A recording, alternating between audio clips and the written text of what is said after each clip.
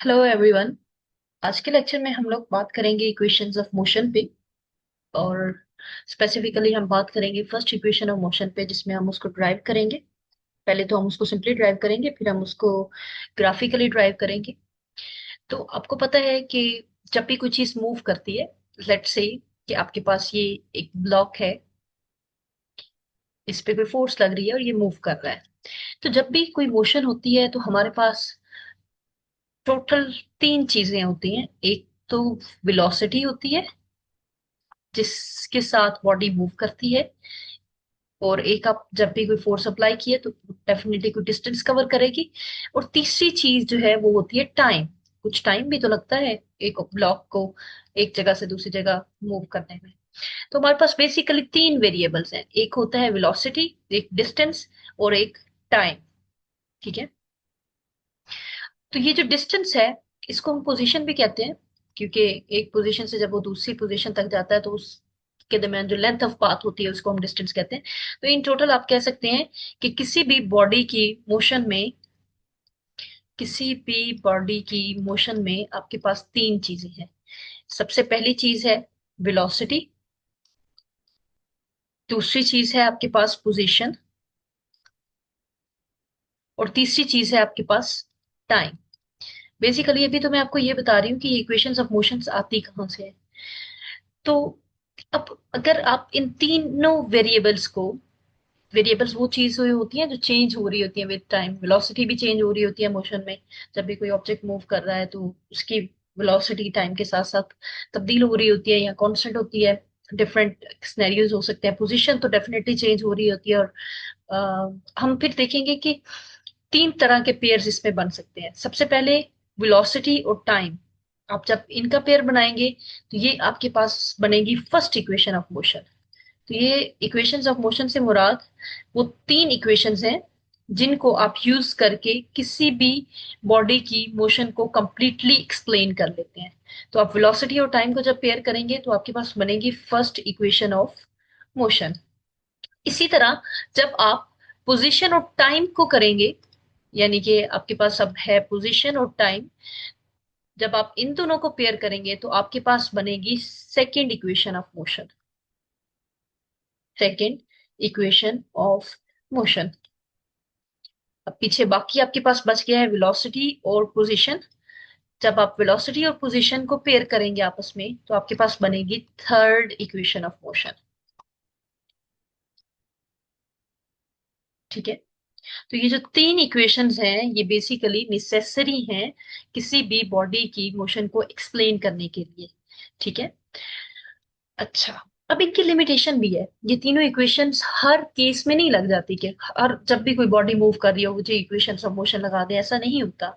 बल्कि इनकी कोई रिस्ट्रिक्शन है, इनकी कोई लिमिट है, जिसको या लिमिटेशन है इनकी कोई। लिमिटेशन इनकी ये है कि ये इक्वेशंस सिर्फ और सिर्फ तब अप्लाई हो सकती हैं किसी भी ऑब्जेक्ट पे जब ऑब्जेक्ट किसी स्ट्रेट लाइन में मूव कर रहा है। राइट।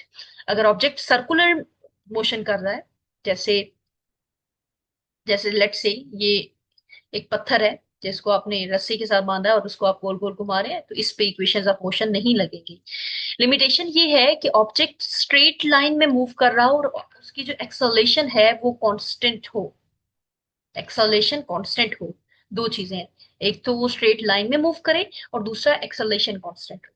तो अभी तक इंट्रोडक्शन में हमने ये पढ़ा कि किसी भी बॉडी के मूव करते हुए हमारे पास तीन डिफरेंट काइनेमेटिक्स वेरिएबल्स होते हैं, वेलोसिटी, पोजीशन और टाइम। और इन तीनों में से आप जब भी दो दो को पेयर करते हैं, जैसे वेलोसिटी टाइम को पेयर करेंगे तो फर्स्ट इक्वेशन, जब आप पोजीशन टाइम को पेयर करेंगे तो second equation of motion, velocity और पोजीशन को पेयर करेंगे तो थर्ड इक्वेशन ऑफ मोशन।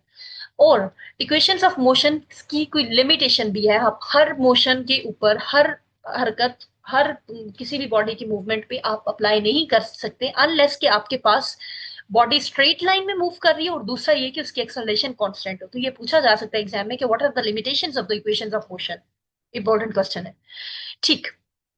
अब हम ड्राइव करेंगे फर्स्ट इक्वेशन ऑफ मोशन को। जैसे कि मैंने आपको बताया कि फर्स्ट इक्वेशन ऑफ मोशन में आप जिस चीज को रिलेट करने जा रहे हैं वो है वेलोसिटी और टाइम।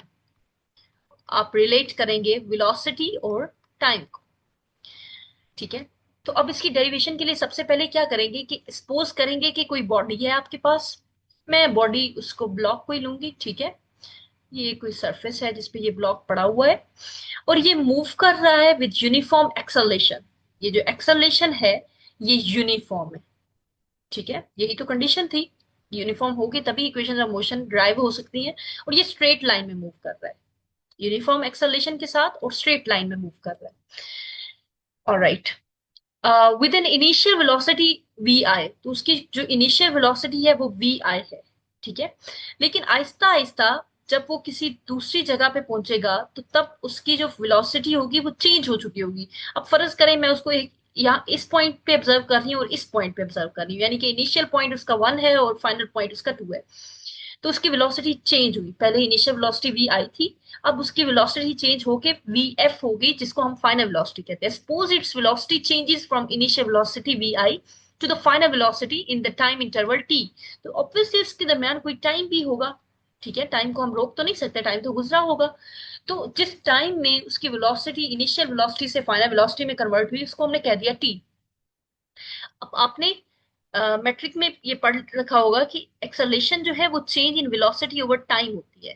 तो हमारी वेलोसिटी कैसे चेंज हुई कि final velocity minus initial velocity, कि यानी कि पहले उसकी वेलोसिटी वी आई थी, अब उसकी वी एफ होगी, तो फाइनल में से इनिशियल को निकाल देंगे, V F minus V I divided by T, ठीक है। फिर ये टी जो है ये आपका दूसरी तरफ जाके मल्टीप्लाई हो जाएगा, ठीक है। और यहाँ पे देखिए आपके पास ए टी है और दूसरी तरफ है वी एफ माइनस वी आई।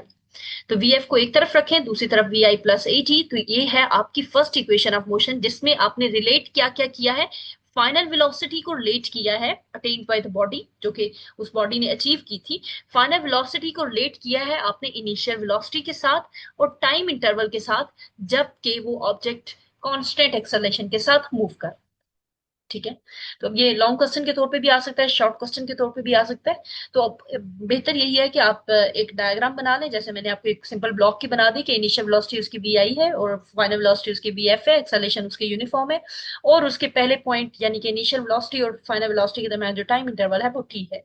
फिर आप एक्सेलरेशन का change in velocity over time लिखेंगे और फिर आप उसको थोड़ा सा रीअरेंज करेंगे और एंड पे आप ये बता देंगे कि first equation of motion basically relationship है फाइनल वेलोसिटी इनिशियल वेलोसिटी और टाइम के दरमियान, जबकि आपका एक्सेलरेशन कांस्टेंट है।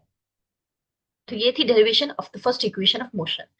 अब हम इसकी डेरिवेशन करेंगे ग्राफिकल मेथड से, ठीक है। अब इसमें हम ग्राफ देखेंगे कि हम हमारे पास आपको पता है कि जब भी कोई बॉडी मूव कर रही होती है तो हम एक ग्राफ बनाते हैं जिसको वेलोसिटी टाइम ग्राफ कहते हैं, ठीक है, ऑब्जेक्ट का, जिसकी इनिशियल वेलोसिटी कुछ वी आई होती है और फाइनल वेलोसिटी वी एफ है, कांस्टेंट एक्सेलरेशन के साथ मूव कर रहे हैं। आपने ये चीज तो हमेशा कांस्टेंट रखनी है कि एक ऑब्जेक्ट है, इनिशियल वेलोसिटी वी आई के साथ मूव कर रहा है, फाइनल वेलोसिटी उसकी वी एफ है और कांस्टेंट एक्सेलरेशन है। ये चीज तो आपकी तीनों इक्वेशंस में कांस्टेंट होगी, क्योंकि इसके बगैर आप इक्वेशंस ऑफ मोशंस को ड्राइव नहीं कर सकते, इक्वेशन ऑफ मोशंस को अप्लाई नहीं कर सकते, ठीक है। अच्छा, अब हम एक ग्राफ लेंगे, ठीक है, और उसकी मदद से इसको सॉल्व करने की कोशिश करेंगे। फर्ज करें कि आपको ये वेलोसिटी टाइम ग्राफ दिया गया है। सबसे पहले मैं ग्राफ समझाने की आपको कोशिश करती हूँ। आप देखिए ये वेलोसिटी टाइम ग्राफ दिया गया, ये डॉटेड लाइंस को भी फिलहाल भूल जाए। रेड कर्व देखें कि ये टाइम है जहां से हमने उसको ऑब्जर्व करना शुरू किया, तो डेफिनेटली वो किसी चीज से, किसी वेलोसिटी से मूव कर रहा था। अगर वो हरकत कर रहा था उसके पास कोई ना कोई वेलोसिटी थी। तो इसका मतलब है कि ये वाली जो वेलोसिटी है ये इनिशियल वेलोसिटी, यहां से उसने हरकत करनी शुरू की, यहां तक उसने मूवमेंट की, ठीक है। यहाँ पे आके वो रुका, तो इसका मतलब है कि ये फाइनल वेलोसिटी, क्योंकि वेलोसिटी एक्सिस वाई वाला है ना, तो ये वेलोसिटी एक्सिस है बेसिकली, तो इसका मतलब है ये पॉइंट इनिशियल वेलोसिटी का है और ये पॉइंट फाइनल वेलोसिटी का है। अच्छा, टाइम कितना लिया उसने, टाइम एक्सिस हमारे पास हॉरिजॉन्टल है, तो आप यहां से देखें तो यहां से लेकर यहां तक जाने में जो उसने टाइम दिया होगा वो टी है, ठीक है। टाइम उसने टोटल कितना लिया, टी, ठीक है। अब फाइनल वेलोसिटी क्या होगी और इनिशियल वेलोसिटी क्या होगी, यहां से लेकर यहां तक उसकी इनिशियल वेलोसिटी होगी, क्योंकि यहाँ पे पॉइंट है ना। फाइनल वेलोसिटी यहां से लेकर यहां तक होगी, क्योंकि फाइनल वेलोसिटी का पॉइंट ये है ना, तो वर्टिकल एक्सिस पे यहां से लेकर यहां तक उसकी जो भी रीडिंग होगी वो उसकी फाइनल वेलोसिटी होगी। अच्छा, अब आपने इसको नाम दे लेने हैं। अब बेहतर यही है कि आप बुक वाले दे दें या अगर खुद से भी दे लेते हैं तो उसमें कोई ऐसा मसला नहीं है।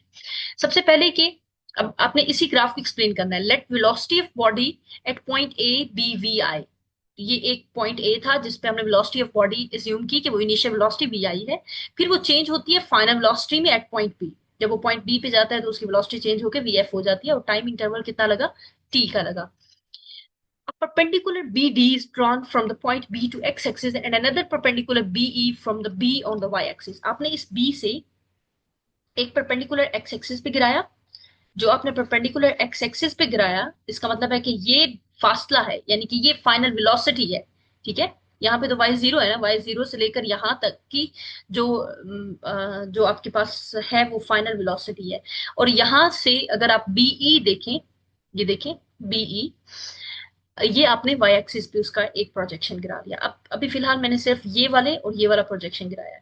अब ओ ए क्या है, ये आपकी इनिशियल वेलोसिटी है। ठीक है, कोई भी वाई एक्सिस है, ये जैसे वाई एक्सिस है, तो यहाँ पे अगर इनिशियल वेलोसिटी है और इसको आप ओरिजिन कह रहे हैं, तो इसको मैंने पॉइंट ए कहा था, यहाँ से बॉडी ने मूव करना शुरू किया, तो इसका मतलब है कि ये जो ओ ए की लेंथ है ये इनिशियल वेलोसिटी की इक्वल है। तो ओ ए हमारे पास क्या है, इनिशियल वेलोसिटी है, जबकि उसके बाद ओ ई, ठीक है, ओ ई हमारे पास क्या है, फाइनल वेलोसिटी। देखिए ओ ई और बी डी आपस में इक्वल है ना, तो दोनों फाइनल वेलोसिटी है। ठीक है, दोनों फाइनल वेलोसिटी के इक्वल है। अब अगर ग्राफ को एहतियात से देखा जाए तो यहाँ पे देखें कि ये जो डी और बी है, यानी कि ये बी और डी के दरमियान का जो फासला है, ये जो टोटल फासला है, ये किसके इक्वल है, D B is equals to D C plus C B. ठीक है, ये जो डी बी है ये D C plus C B के इक्वल है। अच्छा, अब आप क्या लिखेंगे कि ये जो डी सी है, अब इस डी सी आपके पास ओ ए के इक्वल भी है, आप इसको चेंज कर सकते हैं डी, क्योंकि ये जो डी सी है ये ओ ए के इक्वल है। ठीक है, तो यहाँ पे हमने डी सी को ओ ए से रिप्लेस कर दिया, D B is equal to O A plus C B. ठीक है, अब डी बी हमारे पास क्या था, फाइनल वेलोसिटी। हमारे पास सी बी है जो कि है इनिशियल वेलोसिटी, और सी बी का अभी हमें नहीं पता, सी बी। ठीक है, सी बी बेसिकली तो होगा ना final velocity minus initial velocity, लेकिन अभी फिलहाल हम ये अज्यूम करते हैं कि हमें इसका नहीं पता। ये हमने टोटली ग्राफ को फॉलो करना है और इसकी प्रैक्टिस करनी है, तो तब आपको ये चीज क्लियर होगी।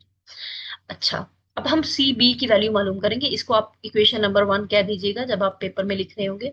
Value of C B, C B है क्या, बेसिकली ये यहां से लेकर यहां तक का फासला है, ये अब हमें मालूम करना है। ठीक है, तो आपको पता होगा कि स्लोप जब हम मालूम करते हैं किसी भी लाइन की स्लोप, अब ये लाइन है ना, ये स्लोप पे पड़ी हुई है, मतलब इसकी कोई स्लोप है, अगर तो ये वर्टिकल या हॉरिजॉन्टल होती तो फिर स्लोप हॉरिजॉन्टल पे 0 होती, लेकिन फिलहाल इसकी कोई स्लोप है।